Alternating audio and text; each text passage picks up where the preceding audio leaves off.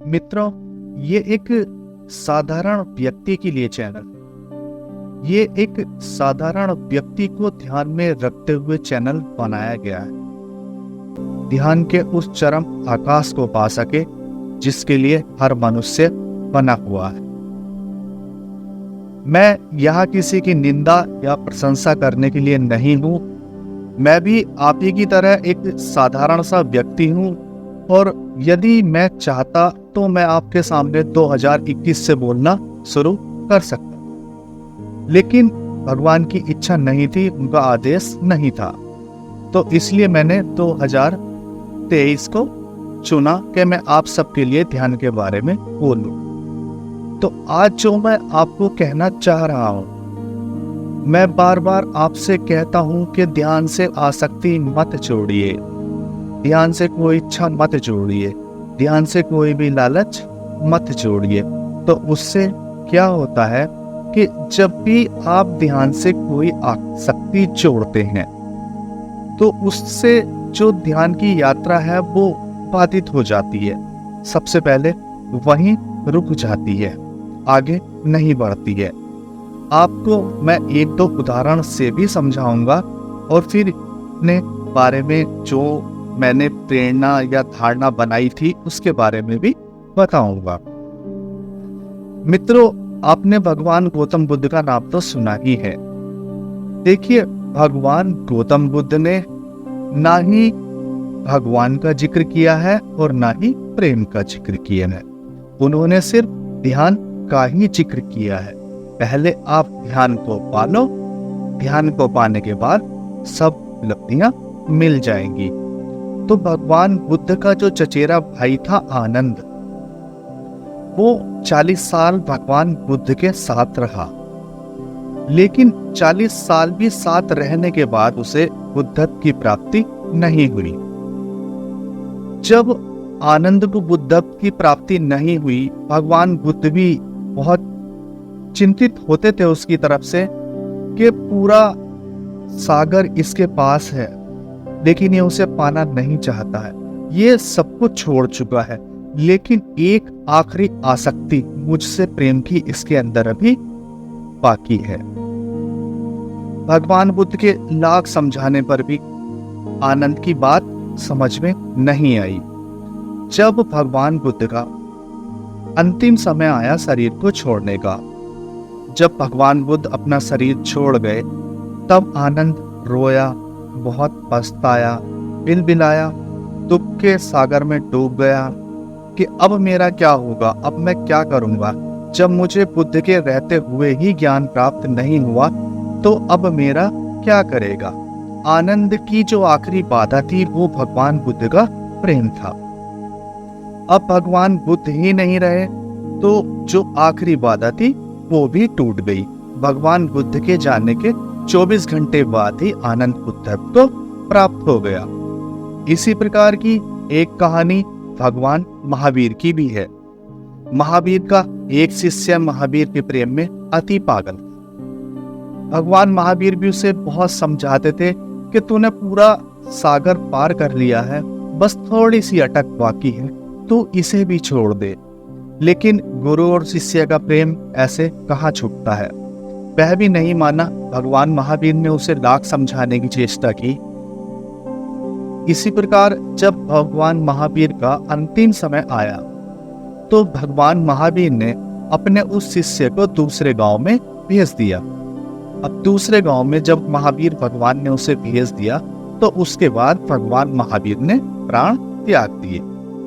अब प्राण त्यागने का जब पता उस शिष्य को चलता है, उसे एक व्यक्ति बताता है कि अब महावीर नहीं रहे, तब वह कहता है, अपने मन में सोचता है कि भगवान महावीर के रहते हुए भी मैं अटका ही रह गया, अब मैं क्या करूंगा। तो उसने उस व्यक्ति से पूछा कि भगवान महावीर ने मेरे लिए कोई संदेश छोड़ा है क्या। तो उस व्यक्ति ने उस व्यक्ति से कहा, भगवान महावीर के शिष्य से कहा कि उन्होंने कहा है जो अंतिम बाधा है जिसे तूने पकड़ रखा था उसे भी छोड़ दे, क्योंकि वो अब नहीं है। तो यह घटना उस शिष्य के लिए भी बहुत अनमोल सिद्ध हुई और उसके बाद उस शिष्य को ध्यान घटा।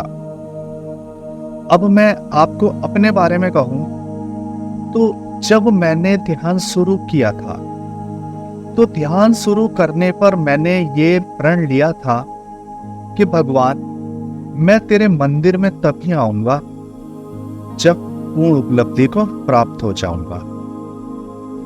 तब से लेके आज तक मैं कभी मंदिर ही नहीं गया।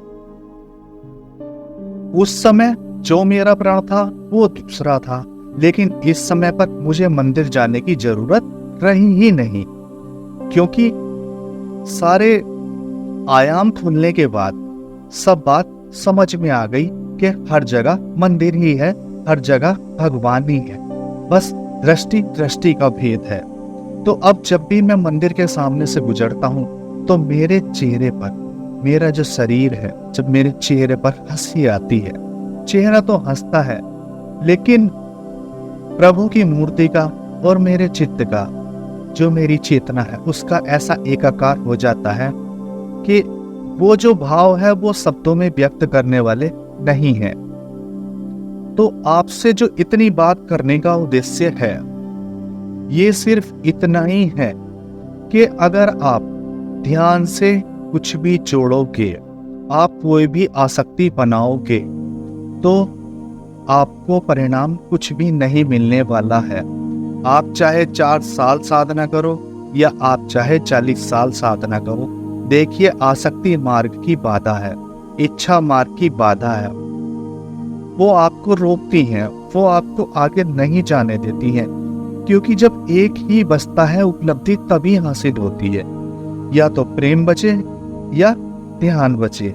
प्रेम आपके पास है तो आप भक्ति के मार्ग से टूट कर जाइए, प्रभु के अस्तित्व में खुद को विलीन कर दीजिए जहां प्रभु ही बचे। और यदि आप ध्यान के मार्ग से जा रहे हैं तो सब कुछ छोड़ दीजिए, हर चीज छोड़ दीजिए, कुछ भी इच्छा, कोई जिज्ञासा, कोई वासना, कोई मन का मोह, आप ध्यान से कुछ भी मत जोड़िए। देखिए बहुत से लोग क्या करते हैं कि आप भगवान को मान लेते हैं, आप ध्यान में भी जाते हैं, हे भगवान मैं ध्यान में बैठ रहा हूँ, मेरे ध्यान में रक्षा करना। तो इस प्रकार से आप बहुत लोग क्या करते हैं, देखिए आप जब एक सब्जी भी खरीदने जाते हैं ना छोटी सी, तो उसे 10 बार उलट पलट कर देखते हैं कि वो ठीक है या नहीं है, उसके बाद ही उसे खरीदते हैं। ऐसे ही आप बाजार से कपड़े खरीदने जाते हैं, वस्त्र खरीदने जाते हैं, तो आप पूरी दुकान पलटवा देते हैं, तब उसके बाद जाकर आपकी इच्छा होती है, पसंद आया तब आप खरीदते हैं। इसी प्रकार संसार की कोई भी छोटी से छोटी चीज जब भी आप देखते हैं, तो जब आपको लगता है कि आपकी कसौटी पर खरी उतर रही है, तब आप उसके बाद खरीदते हैं। कोई आपको एक नोट देता है, आप उसे 4 बार उलट पलट कर देखते हैं कि असली है या नकली है। जब आप संसार की छोटी छोटी चीज को उलट पलट करके देखते हैं, तो फिर भगवान जैसी चीज पर आप कैसे एकदम से विश्वास कर लेते हैं कि ये मेरी समझ में नहीं आता है, क्योंकि भगवान को आपने जाना नहीं, भगवान को आपने पहचाना नहीं, भगवान को आपने महसूस नहीं किया, भगवान की आपको कोई अनुभूति नहीं हुई। तो जब आप संसार में छोटी छोटी चीजों को पकड़कर ऐसे बैठ जाते हैं, उनका अवलोकन करते हैं, तो फिर भगवान के मामले में इतनी सस्ताई क्यों, इतना सस्ता क्यों भगवान, कि आपने बिना देखे और बिना देख जाने ही मान लिया कि भगवान है।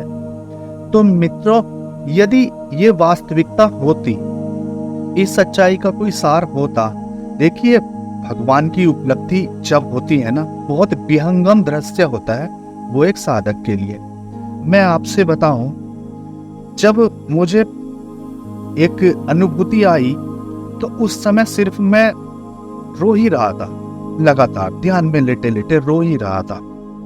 तो तभी 2 पंक्तियां मेरे ऊपर उतर के आई, जो आपको शायद कहीं सुनने को नहीं मिलेंगी। झरत झरत अरे नीर झरे अतिसार, जैसन जैसन तू चहू चले मनो उस पार।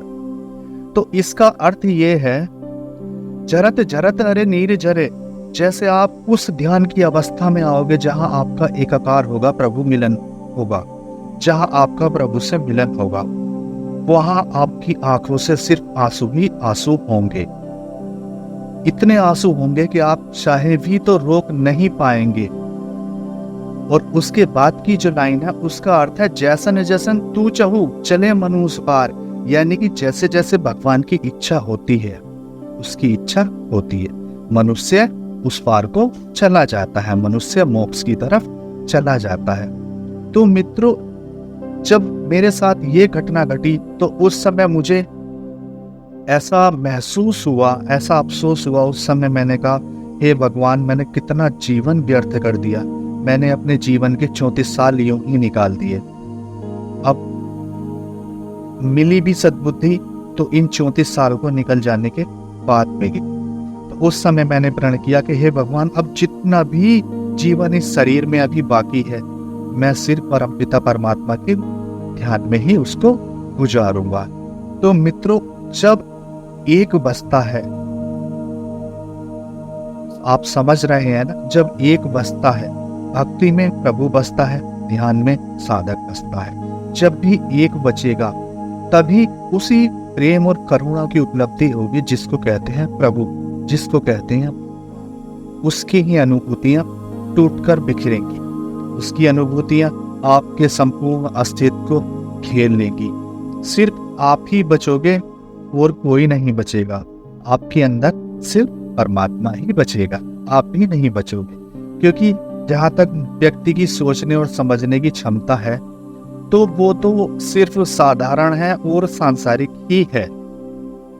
और जब व्यक्ति की समझ आध्यात्मिक हो जाती है, क्योंकि आध्यात्म में उसे ऐसे अनुभव भी आने जरूरी हैं कि जो उसे स्वयं का ज्ञान कराते, तो उसकी समझ आध्यात्मिक हो जाती है।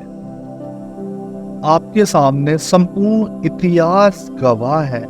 जब भी ध्यान के मार्ग पर साधक को ले जाया गया है, तो उसे बिना किसी आसक्ति के ही ले जाया गया है। देखिए, बुद्ध ने भगवान को नकार दिया, बुद्ध ने प्रेम को नकार दिया। भगवान महावीर ने भगवान को नकार दिया, उन्होंने प्रेम को भी नकार दिया, उन्होंने सिर्फ ध्यान के ही प्रयोग किए। ऐसे गुरु गोरखनाथ ने भी योग के ही प्रयोग किए। कहीं किसी ने कोई किसी भगवान का जिक्र नहीं किया है, क्योंकि भगवान अंतिम अवस्था है आपके जानने के बाद। उससे पहले की अवस्था नहीं है कि आप अज्ञान में भगवान भगवान भगवान दोहराते रहो और उसका पहाड़ा पढ़ते रहो। भगवान वो अवस्था है जब व्यक्ति जान जाता है उसके बाद, क्योंकि किसी भी चीज को जानने का सार तभी है जब आप उसका सत्य जान चुके हैं, वरना वो आपके लिए व्यर्थ है। मेरे जितने भी प्यारे मित्र हैं, मेरे साथ जो जुड़े हैं या जुड़ रहे हैं, वो सब अच्छे लोग हैं। क्योंकि मैं जिस प्रकार से बोलता हूं तो मेरा ढंग प्रोफेशनल नहीं है, क्योंकि जब अनुभव आपके पास भी होगा तो आपका ढंग भी कहीं ना कहीं बदल जाएगा। देखिए, बाजार में चीजों को बेचने का ढंग बड़ा डिफरेंट होता है। एक व्यक्ति तो बड़ा नमक मिर्च लगाकर बेचता है, चापलूसी चमचागिरी करके बेचता है, और एक स्पष्ट बिल्कुल साधारण तौर पर बेचता है। तो वही मेरा ढंग भी है।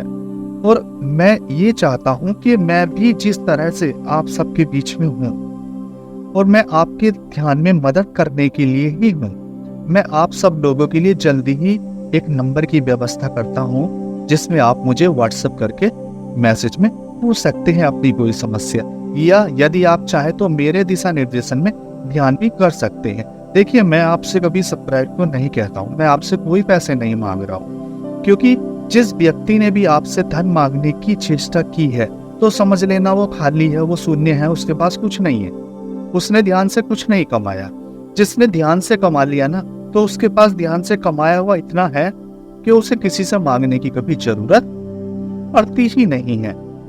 तो मित्रों, आपको बस यही करना है, आपसे यही प्रार्थना है कि ध्यान सिर्फ ध्यान ही है। ना कोई इच्छा है, ना कोई वासना है, ना काम है, कुछ नहीं है, कोई आसक्ति नहीं है, कोई इच्छा नहीं है। यदि आप बिना किसी आसक्ति के ध्यान में चाहते हैं, तो आप विश्वास करिए, आपकी गति बहुत ही जल्दी हो जाएगी और आप ध्यान की उन बुलंदियों को छुएंगे जिनसे आप भी अनभिज्ञ हैं। मित्रों, ध्यान के अनुभव को शब्दों में बांधना बहुत मुश्किल होता है, क्योंकि ये देखिए शरीर के तल पर नहीं घटते हैं। जो चीज शरीर के तल पर घटती है उसे बताना बहुत आसान होता है। आपके सिर में दर्द है, आपने बता दिया मेरे सिर में दर्द है। और लेकिन अब जो चीज शरीर से भी परे घट रही है, जो अंदर सूक्ष्म में घट रही है, गहराइयों में घट रही है, चेतना के आयाम में घट रही है, तो उनको शब्दों में बांधना थोड़ा मुश्किल काम है। क्योंकि जैसे जैसे आप अनुभूति पाओगे तो आप समझ सकते हो कि मैं क्या कहना चाहता हूँ। मित्रों, आज की चर्चा यहीं समाप्त करता हूँ। आप सभी को प्रणाम, और आप अपने ध्यान को निरंतर आगे बढ़ाते रहें और ध्यान में गति करते रहें। आप सभी को प्रणाम।